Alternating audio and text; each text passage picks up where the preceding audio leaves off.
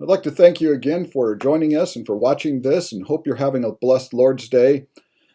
We've been going through a series on the Christian lifestyle from A to Z, and we're going to continue that again today. Last lesson, we looked at the direct evidence for Christ, looking at evidence and the direct evidence, or the eyewitness accounts for the life of Christ and the miracles and the things that people experienced firsthand, and seeing the Christ and what he was able to do, as well as the followers of Christ and the movement that was made there in the first century.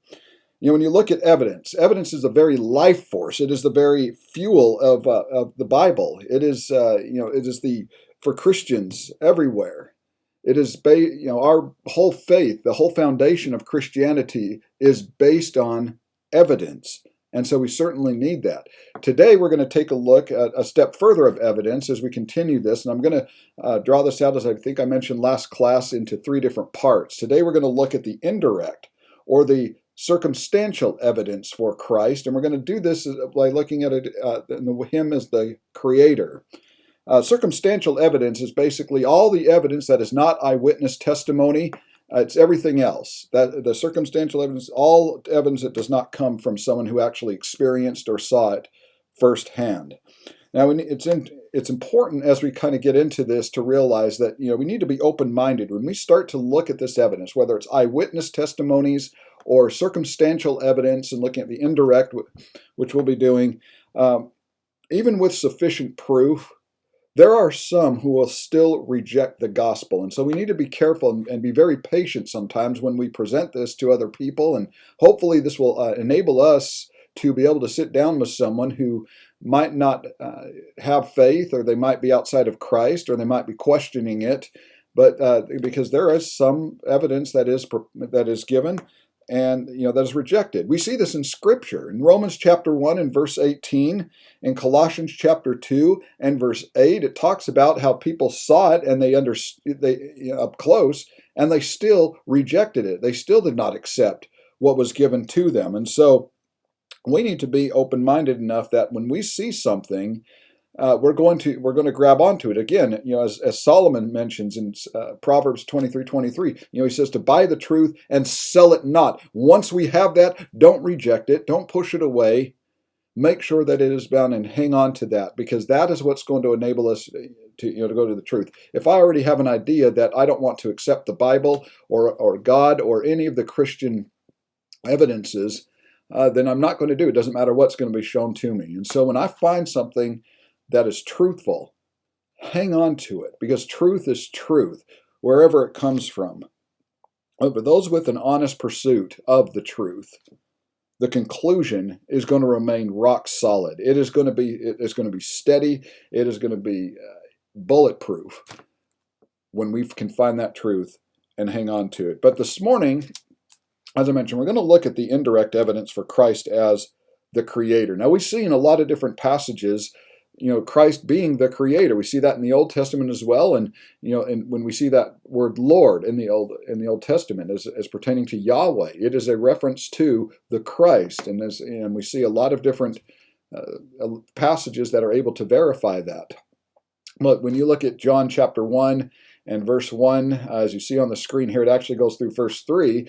John writes how in the beginning was the Word, and the Word being Christ. The Word was with God, and the Word was God. And you get to verse 3, and it says that all things were created by him.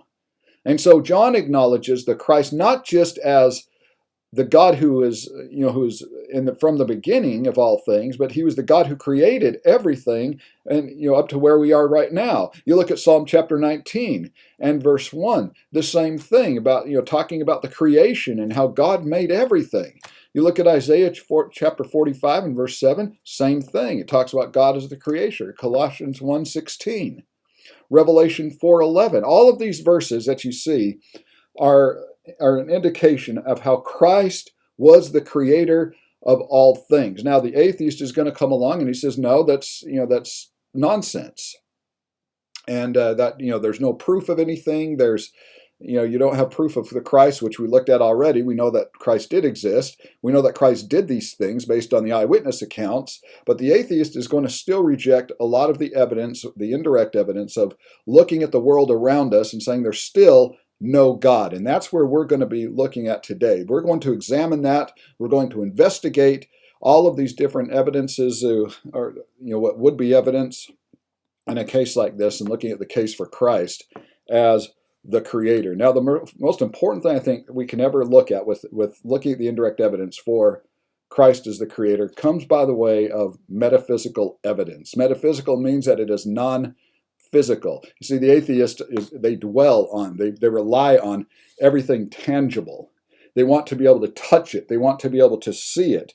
And there's metaphysical evidence showing that there is something much more than what just the atheist claims. In other words, we're not just here by accident. The universe did not just happen by itself or just coincidentally.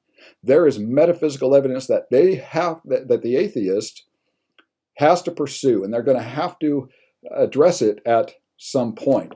I want to do this in the way of this diagram with a house.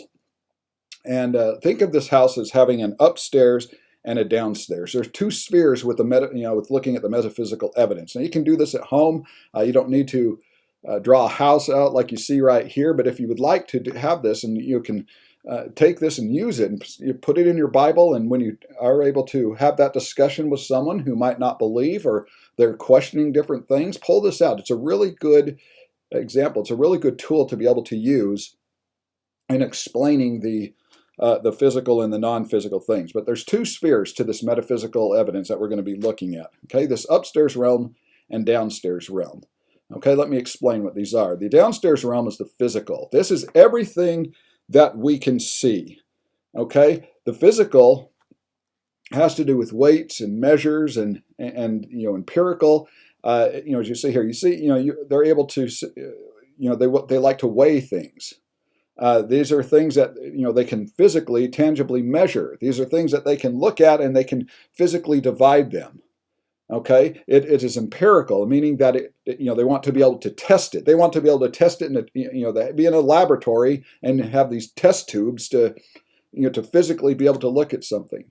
They also dwell on the five senses, seeing, sight, and hearing, and touching, and smelling and tasting. These are all things, these physical attributes are what the atheist is, he tries to set his entire argument or his entire case on just looking at these physical attributes. Now, of course, we know they're real because we're able to see them and feel them all around us as well. These are things that you can put a value on it. They are temporal things. We know that not everything physical is going to last forever. We see that. It's the second law of thermodynamics, that everything is going to kind of break down. We know that you look at cars, they're going to deteriorate. A home is going to deteriorate over time. It's not going to last forever. And essentially, it is the physical part of man. And so, while a lot of the people that look at life and trying to explain everything, they only look at this downstairs realm, or what if you draw this line on a piece of paper, it's everything below that line. Now, there's also an upstairs realm to this. This upstairs realm is the metaphysical, everything that is non-physical that we can see. Okay, it is beyond the physical. It is the spiritual realm, the aesthetic realm. It is having to do with eternity. We look at life, and as we live it from day to day, we live on a finite time system. Everything that we do is, we live by second to second, minute by minute, and we're constantly aging. We're constantly moving forward on this finite time system. You think 1 second it's gone, another second gone. And these lead into minutes and hours and days and years, and this is it's a physical day-to-day basis. The metaphysical evidence, the upstairs realm, deals with the eternal. What is beyond this? What happens after that last second happens in my life? What happens at the very last tick on this life, and beyond that? It also looks at the non-physical things such as morals and values. Where do those come from? But from ethics. Everyone has these values of some kind. Everyone has these morals of some kind. An atheist is not just going to destroy his family. An atheist will tell you even that he loves his wife, he loves his children, he loves his family. Where does that come from? Where does that whole emotion of love come from? Love is a non-physical emotion right there, and it's a strong emotion. We have a lot of these different emotions. We have fear, we have excitement, we have confusion, we have all of these different things that come into play with the metaphysical that has nothing to do with the physical.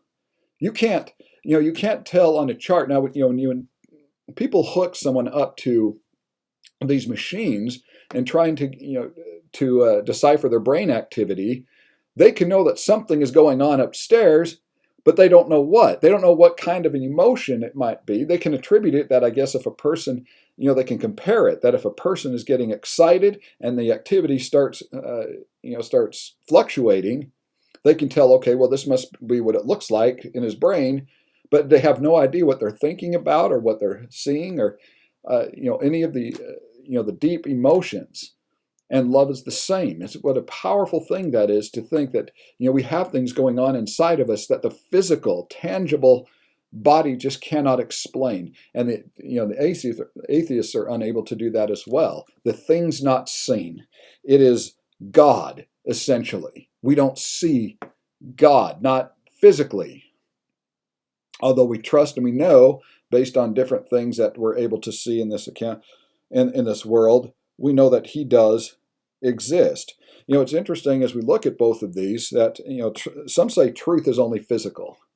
They say if it's not found in the physical realm, then it just does not exist. They can't fathom that. They don't, or they refuse to understand it.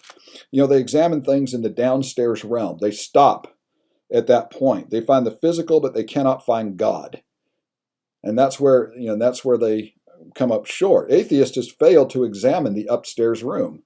He's failed to examine it. There's a whole realm that he has left out, that he hasn't pursued on a more profound level right here. And that's why when you start looking at values and morals and emotions and the things not seen, things that that we deal with on a academic or a psychological level, it drives the atheists crazy because they cannot explain it. We can discover the physical things, but what about the metaphysical? We can discover empirical, but what about the spiritual? And so, this is what the upstairs realm. We have a great illustration of this in the Bible. If you look over at 2 Corinthians chapter 4, beginning in 16, Paul's writing to Corinth right here. And listen to what he tells them about seeing the invisible. In chapter 4, beginning in verse 16, Paul writes, "Therefore we do not lose heart, and even though our outward man is perishing," and so he understood the second law of thermodynamics. He knew that the bodies would not last forever. He said that our outward man is perishing, and yet the inward man is being renewed day by day. Well, what is that inward man? Why can the inward man be renewed? The inner man is not going to deteriorate like the outward man. The inward man is going to keep going. And he explains why. Right here in verse 17, "For our light affliction, which is but for a moment, is working for us a far more exceeding and eternal weight of glory." Eternal weight of glory. "While we do not look at the things which are seen, but at the things which are not seen. For the things which are seen are temporary, but the things which are not seen are eternal." You think this captures the entire, the whole conscience. This captures everything having to do with the metaphysical attributes. You think you consider animals. Animals only look at things that can be seen. Animals don't reason beyond that. An animal does not have a conscience to fathom right and wrong. Man should look at the things not seen. Animals are limited. That's how they were designed. Man is, he looks at things that are not seen. We look at, beyond what that physical realm is. I want to give you another example as well. Back in 1976, from September 20th to about the 23rd, a man named Thomas Warren, a faithful gospel preacher, debated Anthony Flew, who was a renowned atheist in his field. This happened back in 1976, and you can still find these videos all over and order them. And I want to encourage you, if you have not seen this debate, do yourself a favor and get a hold of it. I believe I have a copy in my office, and I'd be happy to lend this out to whoever would like to see it. But the whole debate was on the existence of God. And Thomas Warren, of course, was defending that there is, that God does exist, and Anthony Flew was going against this. And in the process, Thomas Warren presents Anthony Flew with this atheistic prison. And this is what hung up Flew in this debate, because he could not explain certain things. Warren, comes in and he says, that the atheist cannot prove his proposition that there is no God until he can validly explain every single one of these different conundrums. And he starts with the very center of this, as you can see on the screen. Here's the atheist, and he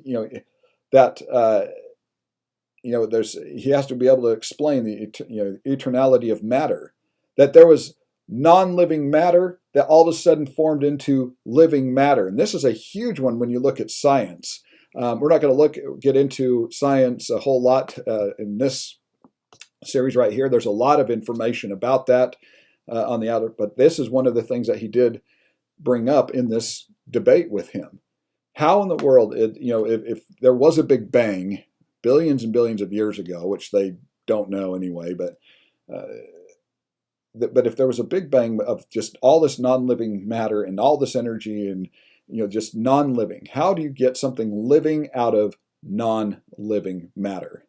How do you get consciences? How do you get understanding that I have a conscience, but I'm also conscious of my surroundings right here? And that's what what it kind of leads to, because he's got to decide or present the evidence that, okay, non-living matter can bring about living matter. That's biogenesis right there. Life has to come from life. Of course, Flew was not able to explain this. He tried, but no atheist is able to explain this in a reasonable, mature way. But when you get past that, this is and that one leads to the next. You'll see how this progresses. Where does consciousness come from that which has no consciousness? If all of this non-living material, just rocks and dirt and energy, if it was not, didn't have consciousness, well, where did all this consciousness suddenly come from? And then he expands it beyond that. Where does intelligence come from, with that which has no intelligence? So it's not just a matter of knowing, hey, I've got, there's surroundings, there are things that are all around me, and I can know not to run into a wall. I can know not to go out into traffic. I can know not to walk into other people because I am aware of everything around me. There's matter, there's space, and matter is moving through this space. But then even more is that the intelligence. Where does intelligence come from if there was no intelligence and suddenly there was intelligence? And finally, human beings from that which is not human, and that gets into evolution and that sort of thing. And so he creates, this or presents this atheistic prison rather. And this is such a great tool when you start reasoning through certain things. This has changed the minds of so many atheists over the years. And thankfully, he presented it in such a simple way. And I'm sure other people have given this same case, the same argument to different people. This is just my favorite chart, I think, that I have used from time to time with other people. When you look at all of this, with intelligence and consciousness and this metaphysical realm that that we can't explain, just simply in the physical part of it. Faith is based on evidence. It is based on testimony. When Christianity, which is the greatest thing we could ever be a part of, it's based on evidence. In other words, I don't just have to believe that and just say, well, I just believe it in my heart. There are things that I can look at and reason and say, I know that this is true, and this is why I believe this is true. It's not just a feeling, it's not just an emotion that I have. I can look at Scripture and say, this is what happened. This is I'm taking this, I'm absorbing this, and I can take all of this information, all of this evidence, and I can start to deduce this from everything that we have to come to that conclusion, knowing that Christ exists, that he existed even before he came down, manifested as man, and he created everything. And it happened exactly the way that it was described in Scripture. I've always been amazed when you look at the Pentateuch. Genesis, Exodus, Leviticus, Numbers, and Deuteronomy, the first 5 books of the Bible written by Moses. Now, Moses came around years after Adam and Eve, and yet how did Moses know what happened at the very beginning? Because Moses wrote the Genesis account. How did he know that in the beginning God created the heavens and the earth? How did he know from day to day what was created if he didn't live at that time? And the only explanation is that someone must have revealed it to him. He only knew this Genesis account. He only knew that God created man, and then he eventually created a woman that he pulled out of man. God created, he had the very first surgery, taking Eve out of the rib or the midsection of Adam, the way that it was described. How did he know this? And the only answer that that is a feasible answer is that something had to be revealed. Everything we know about God, everything we know about the world, everything we know about the universe, about life, we only know it because it has been revealed to us. There is nothing we know that hasn't been revealed to us. Now we can reject it. We can reject the whole means of it. But that's still, someone knew what to write from the very beginning point, the way that Moses did with that. So faith is based on evidence. It is based on this testimony. But I want to look at something even more than metaphysical evidence. Let's look at the ontological evidence. Ontological means simply that it's a state of being or existence. Why are we here? How are we here? I'm taking a look at that. First and foremost, we worship. What do I mean by that? Man has the innate desire to worship. Man, he may determine that he will not worship God, but man has the innate desire to worship something. And in fact, throughout civilizations, everyone has worshipped something or someone. It might not be the same thing. In fact, we know that's not the case because of the idolatrous worshipers that we read about in the Old Testament, the pagans that we read, when the Israelites faced them. But something is going to have top priority in his life. You consider the Indians worshipped something. The Aztecs worshipped something. The Phoenicians worshipped something. The Samaritans worshipped something. The Egyptians worshipped something. Something was that important to them. And man, in his innate position to worship, indicates that there is something worthy to be worshipped. It is against man's nature to worship himself. Why? Because man doesn't place himself at the top. He always, and that's so interesting. It's illogical to come up with something greater than we are if there is nothing greater than we are. It is illogical for man to say, no, I acknowledge that there is something more, than what we have. He can, but it is against man's nature to worship himself. Now, he can depart from a thinking like that. He can refuse to bow to God. But you think about this. The earliest religion that we know, that we have record of, is true religion in the Garden of Eden. That is where man and woman had that relationship with God, and it was unmatched. It was, you think God creates man in adult form and gives him a full vocabulary. And with that full vocabulary, he is able to communicate with God. He's able to correspond with him. He's able to understand God. God gave him a mind. He's able to comprehend things. He's able to see things around him, and he's able to have intelligence. And he's able to carry on these different discussions, understanding what God's will was for them, understanding the very nature of these commands that God was giving to them, and understanding what Satan was saying. when he came along. I mean, you think there's ego right there. What is, where does that come from? And that's another indication that, of this metaphysical, that, we have this ego that came from somewhere. Satan said, you can be like God if you eat of that fruit. And so this earliest religion was true religion in the Garden of Eden. And how did man know this? It was revealed by God. But it wasn't long after that the descendants of Adam and Eve started to worship something other than God. It led to polytheism. In fact, this is kind of what the Egyptians started practicing in their long history and so forth. Man started worshiping what they called animism, and that is that the all-powerful being, this supreme being, inhabited everything. That God was in rocks, and the rocks were God. God was in the trees were God. God was in water, and vice versa. And that's what led to this polytheism. And if you look at the Egyptian history of gods, they have literally a god for every single thing having to do with nature. They have the god of water. They had fertility gods. They had the god of the day. They had god of the nights, god of the skies, god of the seas, god of everything that they had. That was based on this. That came from this animism and believing that.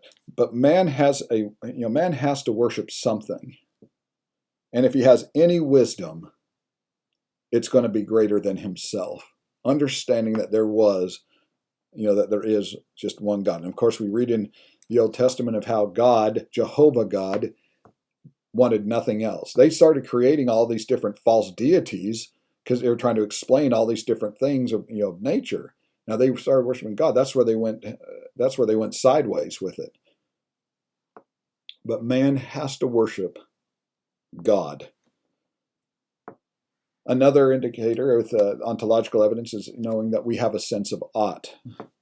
That is, that man has the innate desire to do better. We always want to strive. We want to achieve. Everyone wants to do better.